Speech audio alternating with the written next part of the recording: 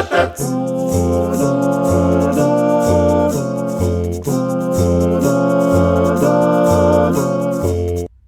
it Ikhwan al-Muflisin who want to gather all of the deviated sects under their banner?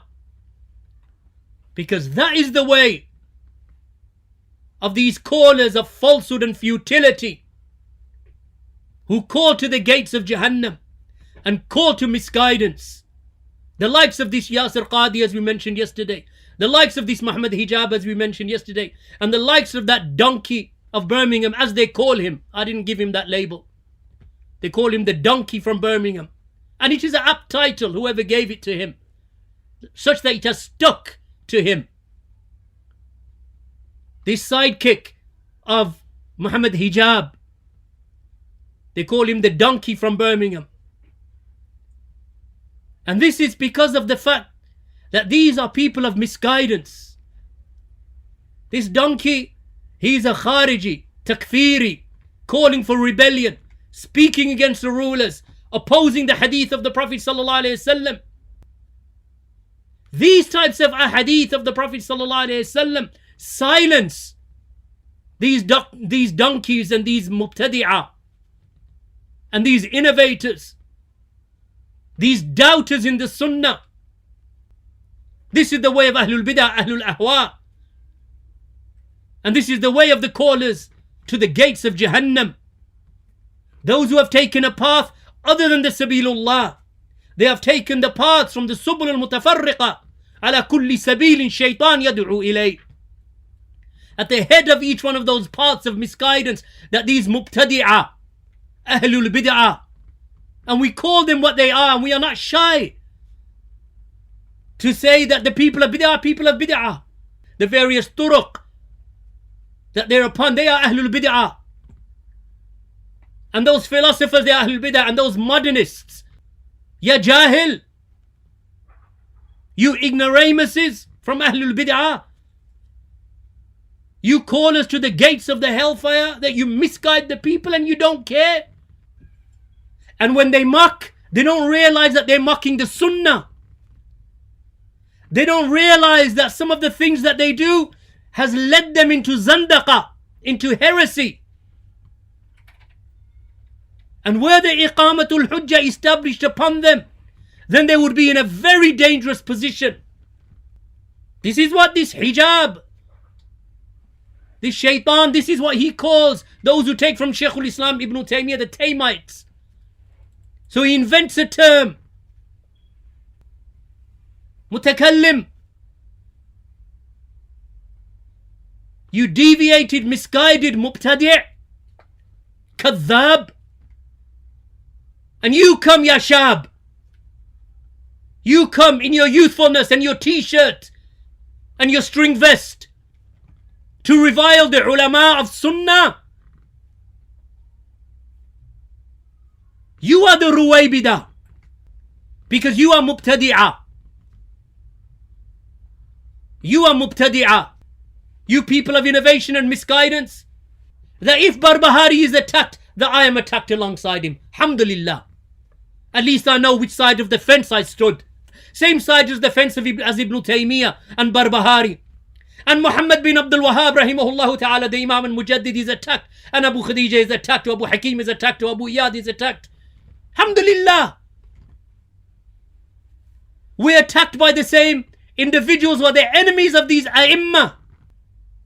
Our aqeedah is not the rumblings of these mubtadi'ah or the desires of these mubtadi'ah. If they are not mubtadi'ah, there is no mubtadi' upon the ard. If these people and their alliances that they keep with each other, if they are not innovators, there are no innovators left on the earth.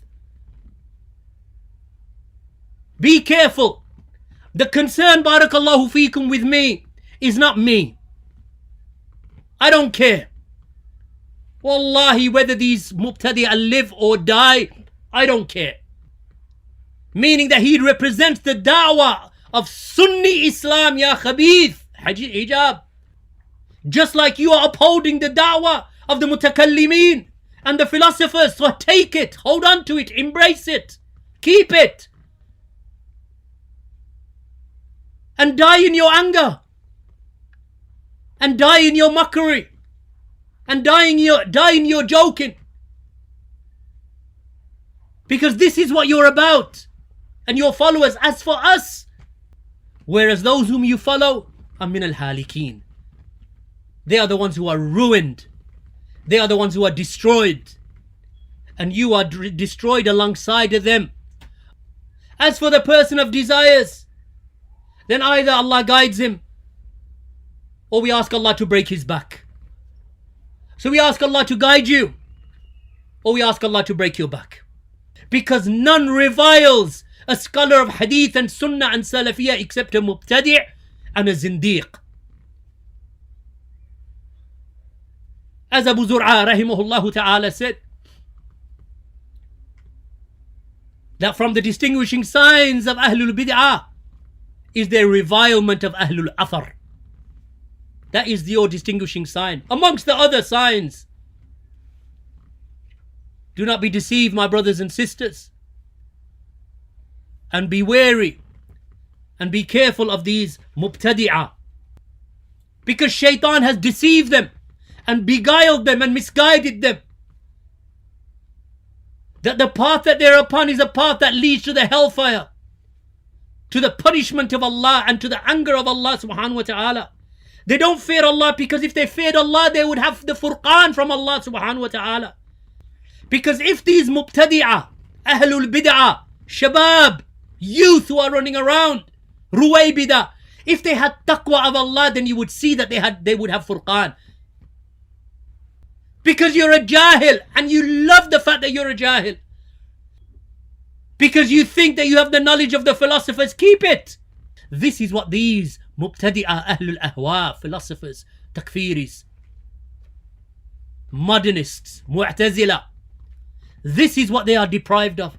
Taqwa and success and furqan. This is what they're deprived of. So alhamdulillah, ahlus sunnah. What do you have? Ibn Sina, Socrates, Pythagoras, Plato, Aristotle. Keep them, ya akhi. Welcome. Keep it. What we have is Furqan. What you have is garbage and waste. But your jahl and your foolishness and your insanity, and the fact that Allah subhanahu wa ta'ala did not give you tawfiq to understand this deen, causes you to think that the number of clicks that you get is a sign of your correctness. That the number of votes that you get and thumbs up that you get from Ahlul Ahwa and Ahlul Bid'ah and the ignorant ones or the unlearned ones or the unsuspecting ones, even if some of them are sincere, that this is a sign of correctness. This is not a sign of correctness. You've missed the mark because of your jahl and your ignorance and your foolishness and your youthfulness and your desire for fame and your desire for dunya and your hatred for Ahlul Sunnah and your hatred for Ahlul Hadith and your hatred for the Haqq. All of these have come together in your heart, ya khabith, that have made your soul wretched. But it does not harm me, as I keep saying, nor does it harm Maktaba Salafiyah, Salafi publications, Al-Maktaba to Salafi. It doesn't harm us. It harms you, ya akhi. And it harms the poor people who are listening to your devilish rants. And likewise, those who are with you, that we are united. None of you are united. None of you are united because your aqidah isn't one and your methodology isn't one. One of you is a philosopher, one of you is a khariji, one of you is a modernist, one of you is a top 500 most well-known, I don't know, people in the Muslim list. So what? What does that mean? Does that mean anything to anyone? Is not the Mizan, the Kitab and the Sunnah? Alhamdulillah. Be grateful, Ahlul Sunnah, that Allah guided you. And thank Allah that Allah did not afflict you with their affliction. Thank Allah subhanahu wa ta'ala. And be constant in your gratitude to Allah that Allah saved you from their disease. Be grateful to Allah that Allah saved you from their ailment and from their affliction. Jazakumullahu khairan. Alhamdulillah, we still didn't really comment, and we haven't entered into the sharh of Shaykh Abdul Muhsin Al-Abbad today, but we shall inshallah next week. So take this as a muqaddimah.